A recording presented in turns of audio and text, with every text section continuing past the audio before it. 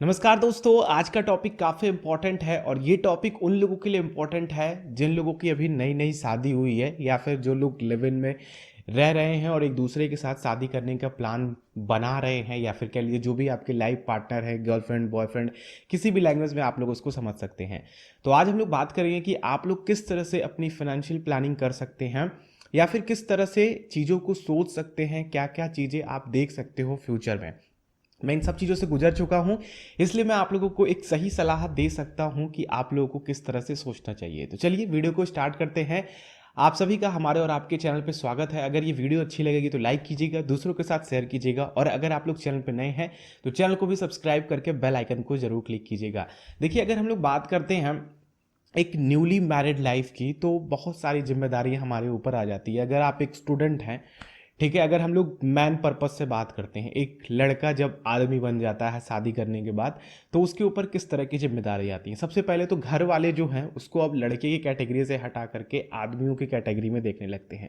ठीक है, उनके प्रति जो आपका नज़रिया होता है वो रातों रात चेंज हो जाता है। ठीक है, शादी के 1 घंटे पहले जब तक आपकी वाइफ आपके रूम में कदम नहीं रखती तब तक आप उनके लड़के होते हो। ठीक है, फिर उसके बाद जो पर्सपेक्टिव होता है, लड़के तो होते हो लेकिन वो एक दूसरा पर्सपेक्टिव हो जाता है। ठीक है, एक जिम्मेदार आदमी का। ठीक है, तो यहाँ पे चीज़ें क्या क्या बदल जाती हैं। सबसे पहले तो आप लोगों को आपके ऊपर आपकी वाइफ की जिम्मेदारी आ जाती है, प्लस माँ बाप आप लोगों से दोगुनी उम्मीद करने लगते हैं। ये मन में भी सोचते हैं कहीं वाइफ का गुलाम ना हो जाए। अगर अच्छी खासी पत्नी नहीं मिली आपको तो हो सकता है कि आपको अपनी तरफ कर ले। सारी चीज़ें होती हैं यार, ये एक्चुअल बातें हैं जो पेरेंट्स सोचते हैं इन सब चीज़ों के बारे में। ठीक है, और कई बार ये सोचते हैं कि अब बच्चा बड़ा हो गया है, अब इसके ऊपर और जिम्मेदारियां आ गई हैं, तो वो आपके ऊपर थोड़ा सा दया वाली भी भावना रखते हैं कि चलो अब बच्चे पे हम अपनी तरफ से ज़्यादा बर्डन नहीं डालेंगे। तो बहुत सारे अलग अलग तरीके से सोच होती है पेरेंट्स की, यानी कि हमारे ऊपर जो बर्डन पड़ता है वो जिम्मेदारियों का बर्डन पड़ता है। हमें लगता है कि हमारी वाइफ है, हमारे पेरेंट्स हैं, हमें इन सब की जिम्मेदारियां लेकर के चलनी है। ठीक है, अब बात करते हैं दोस्तों आप लोगों की फाइनेंशियल प्लानिंग की। अगर ये शादी से तक की बात है, और अगर हम बात करते हैं वुमेन्स की, जो गर्ल्स हैं और वुमेन बनती हैं, लड़की से औरत बनती हैं, उनकी लाइफ किस तरह से चेंज होती है। उनको एक नए दुनिया में प्रवेश करने का मौका मिलता है, जहाँ पे जो आपके सास हैं, जो भी आपके ससुर हैं, वो आप लोगों से नेक्स्ट लेवल की एक्सपेक्टेशन रखते हैं। अब यहाँ पे लड़कियों में क्या होता है दोस्तों, कि जो लड़कियां अपने घर से निकल करके अपने पति के साथ जाती हैं, फिर वहाँ पे उनके पेरेंट्स, जो लड़कियों के पेरेंट्स होते हैं, वो और उनको अपना बच्चा समझने लगते हैं। ठीक है, उनके लिए उनका प्यार और ज़्यादा बढ़ जाता है। तो वहीं पे दोस्तों दूसरी तरफ आप जाते हैं, आप जाती हैं, तो आपके जो नए पेरेंट्स बनते हैं सास ससुर के रूप में, वो आपसे काफ़ी ज़्यादा एक्सपेक्टेशन रखते हैं कि ये हमारे बच्चे को सही से रखेगी, हमारे घर को सही से संभाल करके रखेगी, घर में अच्छा खाना खाने को मिलेगा, पैर वगैरह भी दबाए उबाएंगी। मतलब बहुत सारी जिम्मेदारियां आपके ऊपर आ जाती हैं, और आपके ऊपर सबसे बड़ी जो जिम्मेदारी होती है वो आपके पति की जिम्मेदारी है। क्योंकि दोस्तों अगर क्योंकि बहनों अगर मैं बात करूं, क्योंकि अगर आप लोग उनका ख्याल रखते हो, उनको हर तरफ से सपोर्ट करते हो, तो वो काफ़ी सही तरीके से हर समस्याओं से वो निपट सकते हैं, क्योंकि ये चीज़ें मैंने खुद फील करी है। तो अब बात करते हैं कि आप दोनों के बीच में कम्युनिकेशन किस तरह से होना चाहिए। देखिए, दोनों लोगों के लिए बात कर रहा हूँ। अगर आप दोनों लोग बैठ करके साथ में वीडियो देख रहे हो, तो आप कभी भी किसी तीसरे को अपनी फाइनेंशियल प्लानिंग में मत आने दो।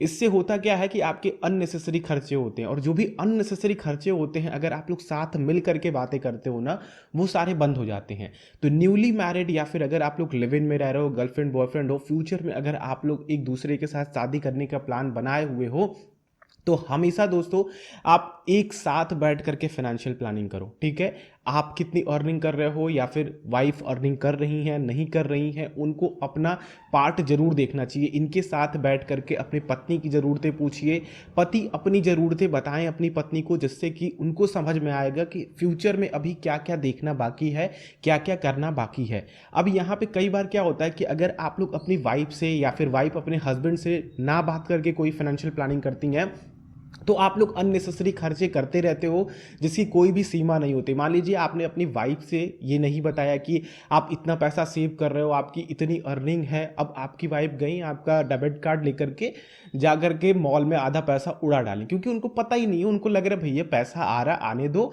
क्योंकि कोई नॉलेज ही नहीं है उनको कि आगे उन पैसों का आप क्या करने वाले हो, ठीक है। तो सबसे पहले आप दोनों लोग एक दूसरे के साथ बैठ करके अपनी फाइनेंशियल प्लानिंग कीजिए, एक दूसरे के साथ साठ गांठ बनाना बहुत ज़रूरी है। नेक्स्ट चीज़ दोस्तों जो आप लोगों को सोचना चाहिए, और ये काफ़ी इंपॉर्टेंट चीज़ है, हर बंदे की लाइफ में ये चीज़ होनी चाहिए। अगर आप लोगों के पास लाइफ सही चलानी है तो रोटी होना चाहिए खाने के लिए, रोटी के साथ सब्जी वगैरह भी होना चाहिए, ठीक है। रोटी, कपड़ा, मकान, ये तीन चीज़ें एक इंसान को इंसान बनाती हैं, जो कि इंसान खुद कमा करके खाता है, किसी से छीन करके नहीं खाता है, तभी हम लोग इंसान होते हैं। तो हमें रोटी, कपड़ा, मकान पे ज़्यादा फोकस करना चाहिए सबसे पहले, ठीक है। हमें ये चीज़ें ज़्यादा देखनी चाहिए, ना कि जो भी हमारी अननेसेसरी चीज़ें हैं कि अभी भैया हमने अपना घर नहीं खरीदा लेकिन कार के पीछे पड़े हुए हैं, कार खरीदने जा रहे हैं। तो इन सब चीज़ों से आप लोग थोड़ा सा बच करके रहिए। आप हमेशा सोचिए कि पहले आप अपने खाने का जुगाड़ कर लें, कि आपको किसी भी तरह की कोई समस्या नहीं आने वाली है खाने पीने में। रहने के लिए एक घर ज़रूरी होता है, ठीक है। अगर आप रेंट पे रह रहे हो तो आपको ये सेव करना पड़ेगा कि आपको कितने साल बाद घर लेना है। तीसरा आपका कपड़ा, क्योंकि अगर आप अच्छा कपड़ा पहनोगे तो अच्छे सोच रखोगे और अच्छी चीज़ें आपके अंदर से निकल करके आएंगी। अगर आप फटा पुराना कपड़ा या फिर आप सालों से वही कपड़ा पहनते आ रहे हो तो कहीं ना कहीं वो एक अंदर ही मन में दरिद्रता और कंजूसी टाइप की चीज़ें होती हैं, जिससे कि हमारा दिमाग क्या है, संकुचित हो जाता है। ये साइकोलॉजिकल प्रॉब्लम है। तो इस बात को आप लोग समझिए, अच्छे कपड़े पहनिए, अच्छे घर में रहिए और खान पान भी अच्छा कीजिए। अब यहाँ पे चीज़ें आप लोगों को सोचना है, कई लोगों को घर में ऑलरेडी उनके घर होते हैं, हो सकता है कि आप अपने पेरेंट्स के फ्लैट में रह रहे हो, घर में रह रहे हो, ठीक है, या फिर आपके पेरेंट्स आपके दादाजी के घर में रह रहे हो, ठीक है। अब आप मान लीजिए कि 2 से 3 भाई हो, अब 2 से 3 भाई हो और फ्यूचर में अगर आप लोग घर के बारे में नहीं सोचते हो, अगर आप घर के लिए सेविंग नहीं करते हो, तो फिर उन दोनों की भी शादी, या फिर आपके छोटे भाई के या फिर अभी बड़े भाई की शादी नहीं हुई है तो उनके भी बच्चे होंगे, ठीक है, उनके बच्चे होंगे, अगर उनके भी लड़के होते हैं तो वो भी अपनी वाइफ लेकर के इसी घर में आएंगे, ठीक है। तो यहाँ पे आप लोगों को सोचना है एक घर के बारे में, जिससे कि आप फैमिली के साथ तो बने रहो, लेकिन आपका जो प्राइवेट स्पेस है, क्योंकि आपके भी बच्चे होंगे, उनके बच्चे के बच्चे भी होंगे। कई बार क्या होता है दोस्तों कि हम सोचते हैं कि अगर हम इकलौते हैं, ठीक है, हम इकलौते हैं तो सोचते हैं कि हमारे पिताजी का तो घर है ही, क्या ज़रूरत है नया घर बनाने की। तो यहाँ पे दोस्तों आप लोगों को इस बारे में नहीं सोचना है। अगर आपने 2 बच्चों तक की प्लानिंग करी है, एक से ज़्यादा बच्चों की प्लानिंग करी है, तो आप लोगों को घर जरूर बनाना चाहिए। क्योंकि कई बार क्या होता है दोस्तों कि अगर मान लीजिए आपके 2 लड़के हो गए, या फिर एक या लड़का या फिर एक लड़की भी हो गई, तो भी आप लोगों को 2 घर जरूर बनाना चाहिए।